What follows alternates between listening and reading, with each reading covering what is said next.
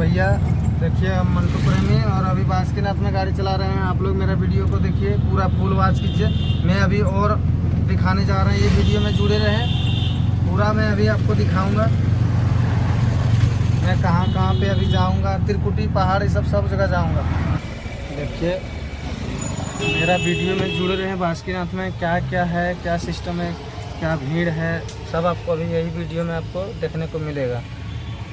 और कहाँ कहाँ 4 लाइन रोड बन रहा है, सब इसी में आपको दिखाएंगे। वीडियो में जुड़े रहें। देखिए बासुकीनाथ का बस स्टैंड पीछे में है। देखिए दुमका से ये बस जा रही है, उधर देवघर की ओर निकल रही है बस। और हम बासुकीनाथ से थोड़ा इधर पीछे में खड़ा हैं। और ये देखिए इधर से जो रास्ता किया है, ये नया वाला रास्ता बना इस बार, इसको देखिए बासुकीनाथ। देखिए इधर से पैदल यात्रा में जा सकता है बासुकीनाथ। और ये जो पहाड़ दिखाई दे रहा है, बासुकीनाथ मंदिर के उस पार में है पहाड़।